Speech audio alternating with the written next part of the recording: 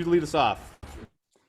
Hey, Armando. Last couple of times we've talked with Hubert, he's really seemed to emphasize defense. Have you seen kind of an elevated emphasis on that end of the court in preseason practice?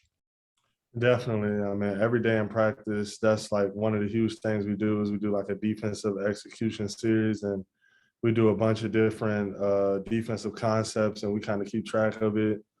And that's something that we have a lot of fun doing too. I mean, we kind of got a significant defense that we play this year that most college teams don't play. I think the only other team that may do it is like Duke. Since I've been in college, so it's a lot of fun being able to play that way, and we all love it. Is it a big change from how Roy used to emphasize things defensively? Yes, I would say so, because we play more like in the gaps versus denying, and also just the way we play ball screens. It's a lot easier on me as a big, and it kind of allowed me to, kind of be the quarterback of the defense and just decides what the guards do versus the old defense. But I mean, it's harder on the guards though, but it's easier on me, so I love it. Thanks. Andrew Jones. Hey, Armando, your coach has a lot of reverence for this program and for the people that have come before him, and I'm sure he's talked a lot to you guys about it. Do you have a grasp on kind of how cool it is for him to travel the basketball path that he has and end up in this position as the head coach of this program? Definitely. I mean, he talks to us about it all the time, just like his journey, just from even when he was a little kid, when his uncle played here, just to now him being the head coach. Is just kind of crazy to think that him as a little kid coming here just watching a game to now being a head coach, just how everything came full swing. You think, is that kind of a cool thing? Do you guys ever talk about how coaches, he's gone to the NBA for a long time, he's at ESPN for a long time, but he's sort of a Carolina lifer. And has that total UNC DNA. Is that something you guys ever talk about?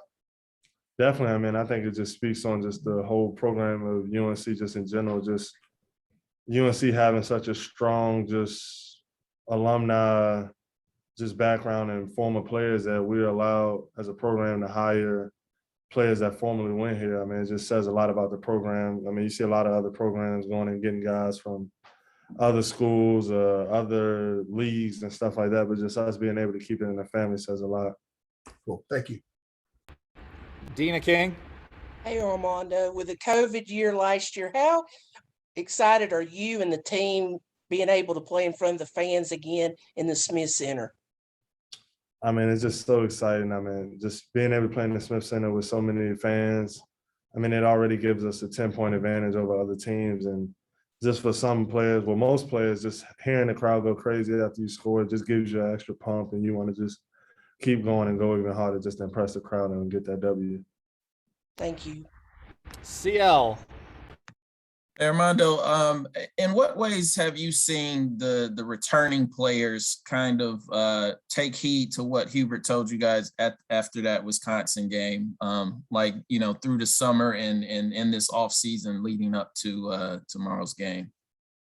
Yeah, I mean, being the first team under the Roy Williams to lose in the first round, I mean, that was just something that wasn't a good feeling. And like Coach Davis said, it was something he let us know about and let us know that's not the Carolina way. So just coming in, like you said, he told us, like, I'm trying to think, it was something like, I guess, like, if you're not locked all the way in, like, I guess you can leave. So that was something that he told us. So coming in, everybody that came back want to be here. So that's what it is. And how do you feel different? You kind of like an OG now, this your third year, coming into this season. In what ways do you kind of feel like you see things differently going into this? I mean, it's just kind of weird. I think about it all the time because I swear I felt like I just started college just 2 years ago. Me and Cole just first getting here to now being a junior. I mean, it's kind of crazy to think just people looking at me as kind of like a veteran player. But, I mean, I've been embracing it. Just it's something to get used to, though, for sure. Thanks. Michael Coe. Hey, Armando. So today you were named to the Naismith Award watch list for National Player of the Year. Is that something at all that you pay attention to, or is it just, one day at a time?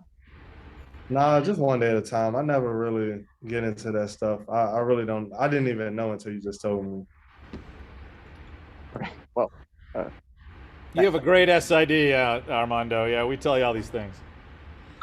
Yes. You didn't tell me that, though. I didn't know that. Anything else, Michael? No, that's it. All right, Kiera. Hey, Armando. Previous championship years, teams have made a commitment to amongst themselves, for the new year as it starts. What kind of commitment have you guys made as the season starts tomorrow to each other?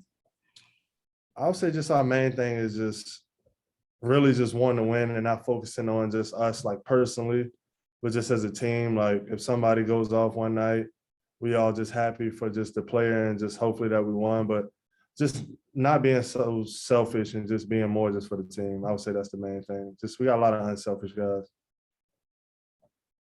Thanks. Anybody else for Armando? All right, Mondo, thank you very much. Appreciate everybody jumping on. We will see most of you, if not all of you, tomorrow. Thank you.